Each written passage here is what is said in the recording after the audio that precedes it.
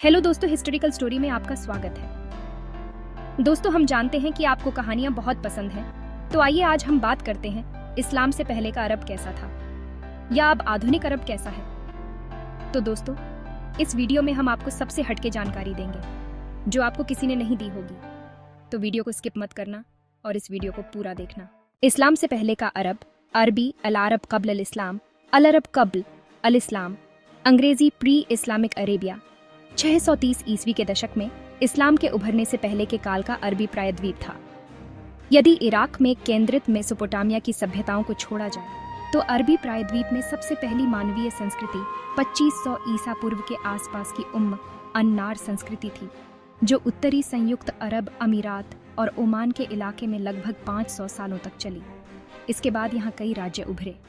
उस समय के बहुत सारे अरब अल्लाह के साथ साथ उसकी 3 बेटियों की भी पूजा करते थे। ये देवियां थीं अल्लात, मनात और अल-उज्जा। इन तीनों देवियों का मंदिर मक्का के आसपास ही स्थित था और तीनों की काबा के भीतर भी पूजा होती थी। सारे अरब के लोग इन तीनों देवियों की पूजा करते थे। यमन के सबाई संस्कृति के अलमकाह, चंद्र देवता की एक प्रार्थना, नबाती लोगों के व्यापारिक मार्ग।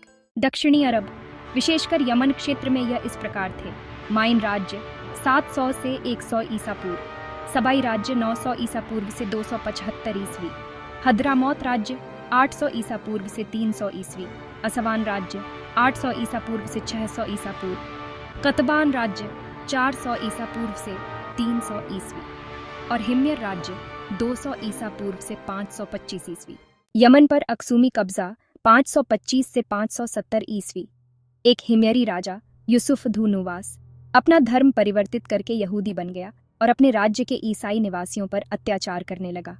लाल सागर के पार आधुनिक इथियोपिया के इलाके में अक्सूम राज्य नाम का एक शक्तिशाली राष्ट्र था, जिसका राजा कालेब ईसाई था। कालेब को रोष आया और बीजान्टिन सल्तनत के राजा जस्टिन प्रथम के प्रोत्साहन के साथ उसने यमन पर हमला किया और उसे अपने राज्य में शामिल कर लिया। 570 ईस्वी में उसने मक्का क्षेत्र पर भी हमला करने की कोशिश करी। पूर्वी यमन इस काल में कबीलियाई संबंधों के द्वारा लख्मी लोगों से जुड़ा था और उन्होंने ईरान के सासानी साम्राज्य की फौजें यमन में बुलवा लीं, जिससे दक्षिणी अरब का अक्सूम काल खत्म हो गया। सासानी काल 570 से 630 ईस्वी। अरब देवी अल्लात, मनात और अल-उज्जा। उत्तरी अरब के प्राचीन राज्य। केदार राज्य, आरंभ 800 ईपू। केदार सभी अरबी कबीलों में सबसे अधिक संगठित थे और 600 ईपू काल में उनका राज्य फारस की खाड़ी से सीनाई प्रायद्वीप के बीच एक बड़े क्षेत्र में फैला हुआ था। इनके कुछ राजाओं का नाम असीरियाई शिलालेखों में भी मिलता है और कुछ केदारी राजा असीरियाई साम्राज्य के अधीन भी रहे। हालांकि 700 ईपू के बाद वे विद्रोह करते रहते थे। माना जाता है कि 200 ईपू के बाद वे नबाती राज्य में समा गए। उत्तरी अरब में ईरानी हक्कामनी राज्य। ईरान के हक्कामनी साम्राज्य ने मेसोपोटामिया से मिस्र तक के उत्तरी अरब क्षेत्र को अपनी अरबी सात्रापी में संगठित कर दिया था। रोमन इतिहासकार हेरोडोटस का बयान है कि हक्कामानी सम्राट कंबूजिया द्वितीय ने जब 525 ईसा पूर्व में मिस्र पर हमला किया, उस समय उसने अरबों पर काबू नहीं पाया था। कंबूजिया द्वितीय के बाद आने वाले सम्राट दारियुश महान ने अपने प्रसिद्ध बहिस्तून शिलालेख में तो अरबों का जिक्र नहीं किया, हालांकि उसकी बाद की लिखाइयों में उनके बारे में लिखा हुआ है, जिससे यह लगता है कि उसने उत्तरी अरब पर कब्जा कर लिया था। नबाती राज्य। नबाती उत्तर अरब में एक बड़ा राज्य बनाने में सक्षम हो गए और उनकी राजधानी पेत्रा की चट्टानों में तराशी गई इमारतें आज भी जॉर्डन में खड़ी हैं। नबाती अपने व्यापार से बहुत अमीर हो गए और 300 ईसा पूर्व से इस क्षेत्र की एक बड़ी शक्ति के रूप में उभरे। उन पर रोमन साम्राज्य ने हमला किया और वे रोमन सम्राट त्राजान के काल में उसके अधीन हो गए। हालांकि उनकी समृद्धि फिर भी कुछ काल तक चलती रही। पालमायरा और रोमन अरब। उत्तरी अरब के कुछ क्षेत्रों में रोमन राज आगस्टस कैसर, जो कि 27 ईसा पूर्व से 14 ईस्वी तक शासन करते थे, के राजकाल में आरंभ हुआ और टैबीरियस, जो 14 से 37 ईस्वी तक शासन करते थे, तक इसका पालमायरा शहर बहुत धनवान हो चुका था। आधुनिक सीरिया में स्थित यह शहर यूरोप और चीन व भारत के बीच का एक बहुत ही महत्वपूर्ण व्यापारिक पड़ाव था। यहाँ के रहने वाले अरब नागरिक रोम, पार्थिया और अन्य इलाकों की वेशभूषा चुन मिलाकर पहनते थे। जब 129 ईस्वी में रोमन सम्राट हेड्रियन यहाँ आया तो उसे यह शहर बहुत लुभावना लगा और उसने इसका नाम अपने ऊपर पालमायरा हेड्रियाना रख दिया। दूसरी सदी ईस्वी में त्राजान ने नबाती राज्य पर कब्जा किया और पेत्रा पर केंद्रित अरबिया पेत्राइया नामक प्रांत गठित किया। हाल ही में कुछ सुराग मिले हैं कि हिजाज पहाड़ियों के कुछ क्षेत्रों में भी रोमन सैनिक मौजूद थे, इसलिए संभव है कि यह प्रांत पूर्व अनुमान से भी अधिक विस्तृत रहा हो।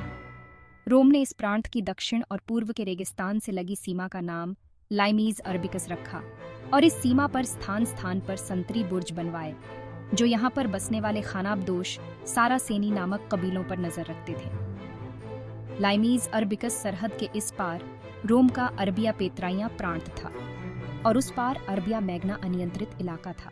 कहतानी अरबी इतिहास में यमन तथा उसके आसपास के दक्षिणी अरबी क्षेत्रों से उत्पन्न होने वाले कबीलों को कहतानी कहतानाइट कहा जाता है। सासानी काल में रोम का अरबिया पेत्राइया प्रांत रोमन साम्राज्य और ईरानी साम्राज्य की सरहद पर स्थित था। 3री शताब्दी के आसपास दक्षिण से कहतानी कबीले उत्तर को आने लगे। इनमें गस्सानी, लखमी और किंदी प्रमुख थे। गस्सानी आधुनिक सीरिया, लेबनान, इसराइल, फिलिस्तीन और जॉर्डन क्षेत्र में जा बसे। लखमी दजला नदी के मध्य भाग में बस गए और उन्होंने वहां अपनी मशहूर अल-हीरा राजधानी बनाई। किंदी बहरीन तक पहुंचे, जहां से उनको अब्दुल कैस रबिया कबीले ने वापस धकेल दिया।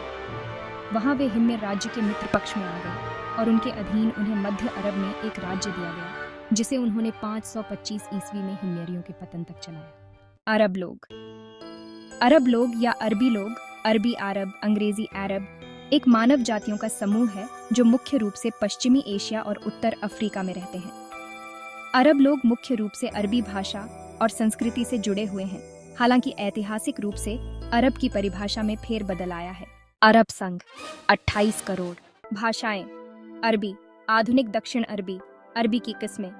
धर्म अधिकांशतः इस्लाम, फिर ईसाई। अन्य धर्म। नाम की उत्पत्ति अरब नाम के स्रोत और अर्थ को लेकर विद्वानों में विवाद है।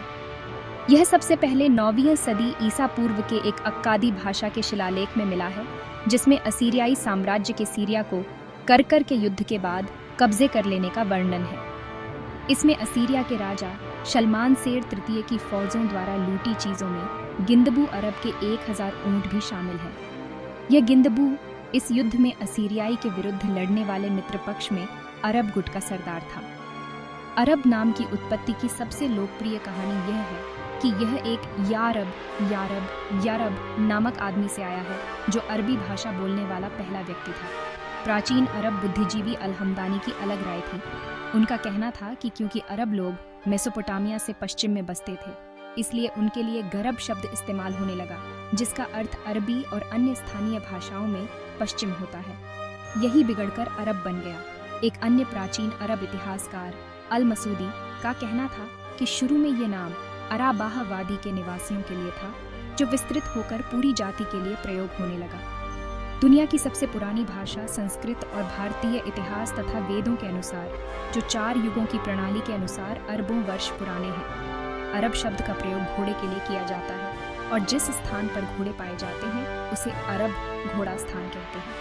इसका मतलब अरबस्तान है और यह सर्वविदित तथ्य है कि सऊदी अरब को अभी भी आधिकारिक तौर पर अरबस्तान कहा जाता है, इसलिए अरब शब्द घोड़े से लिया गया है। पहचान। हालांकि बहुत से लोग अरब पहचान को मुस्लिम पहचान जैसा ही मानते हैं, वास्तव में यह 2 अलग चीजें हैं। बहुत से अरब ईसाई होते हैं और कुछ यहूदी भी होते हैं। वर्तमान काल में 7% से 10% अरब लोग ईसाई धर्म के अनुयायी हैं। जेनेटिक्स अंगूठाकार, कोकेशियान डीएनए और उसका वितरण यूरोपीय जर्नल ऑफ ह्यूमन जेनेटिक्स में 2019 में प्रकाशित एक हालिया आनुवंशिक अध्ययन से पता चला है कि पश्चिम एशिया, अरब, यूरोपीय, उत्तर अफ्रीकी, दक्षिण एशियाई, भारतीय और कुछ केंद्रीय एशियाई आबादी एक दूसरे से निकटता से संबंधित है।